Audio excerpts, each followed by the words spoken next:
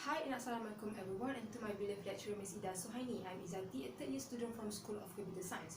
Before I start my presentation, let me ask you one question. Do you know how old Earth is? Try me a guess. Earth is about 4.5 billion years old, and that is based on the evidence of the oldest rock found. Too old, right? I think we can put it in the Guinness World Records book. No, I'm just kidding. Okay. My goal presentation today is to open up your eyes about the idea of colonization on Mars and why it is important for you to think deeply about a few cases that are against the idea. Colonizing on Mars seems possible in the near future due to the scientists' understanding of life in space and technological advance after mission to the moon. Scientists thought that Mars would be the next ideal planet to establish a colony. Why? Because of its location, temperature, and also availability of water that make these planets scientists' first choice to inhabit life there. In my opinion, Earth is not immune, especially from natural disaster and also man-made disaster. We don't know the future of Earth, and Earth is vulnerable to harm. So when scientists have the concept that Earth will get exhausted, and even based on religious belief that Earth will come to its end, so scientists thought Mars will be the next planet to establish a colony and continue the human population. Now, let us have a look on how the ideal SpaceX mission of colonization on Mars. First, many trips must be taken first to Mars to drop off food, shelters, building supplies, and also establish a reliable power source. NASA building plans resemble like a trailer park of interconnected buildings. The structured building will include the housing unit, storage units for food, life support supplies, and also recreational space. I like the idea, but there are few cases that against the idea. First, journey and time. Did you ever think how long it will take from Earth to reach Mars? Is it 2 days? Based on the fastest probe that travel in a straight line, it will take 162 days to reach Mars. It's about half a year. It almost traveled 44.6 million kilometers to reach Mars, and this calculation is based on the arrival time. And scientists said that the calculation might change constantly as our planet is always moving towards away from the sun at a different times and speed.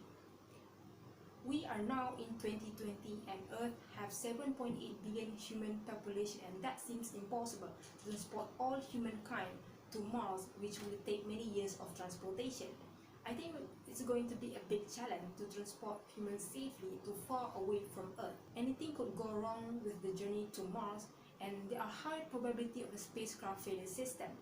Things could go wrong with the flight, and what's even more challenging is that Mars is a place with a dangerous environment, and this leads me to the second point, which is oxygen and water supplies for humans.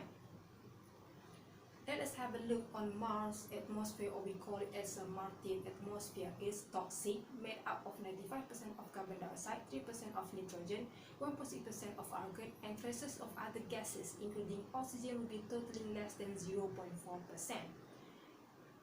And almost all water today on Mars exists as ice, and it exists under its soils. Thinking on how the ice water can support life, well, the scientists said by using the water extractor technology that could heat the soil and collect the condensed water and store it in the storage units, which will hold 1,500 liters of water per person that built for daily needs.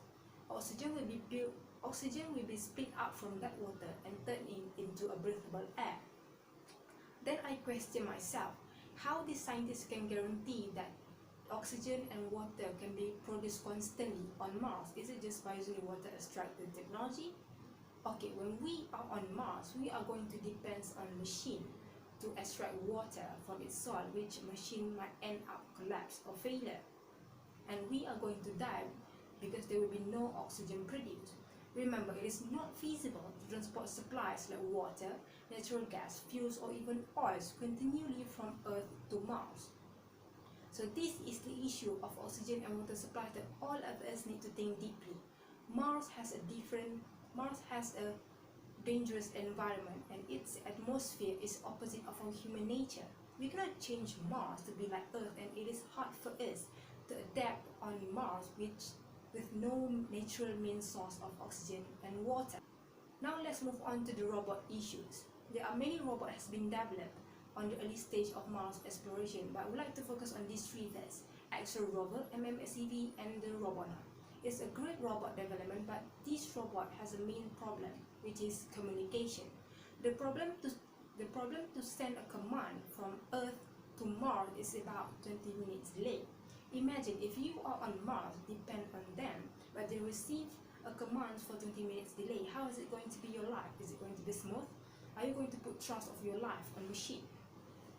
I think it's going to be a big problem because these robots should be indispensable to us when we are surviving on Mars. When we are on Mars, we are going to depend on them to go through our daily lives, and without them we cannot survive. On Earth, we don't have to depend on machine for our daily breathing, and what we apply on Earth is that we live on Earth. If we are on Mars, we not live there, we are trying to survive. So I think we cannot beat the mother nature or human nature, and it is humans cannot live on Mars with the help of technology. So in conclusion, colonization on Mars could be reached in our lifetime. It's just that with all the technology that has been invented, it should have more improvement in time and able to solve all those issues that against the idea. All possibilities of failure or any predictions that could go wrong with the journey to Mars should have a backup plan. And I think it seems possible for humans to live on Mars with no worries. I'd like to finish with this interesting quote from Buzz Aldrin. He said that returning to Earth, that was the challenging part. I want all of you to know that for the spacecraft to work right or fine is that first to travel to the destination and second to return back to Earth. Take a few minutes to ponder about the quote, and I hope it leaves some thoughts on you of what I said.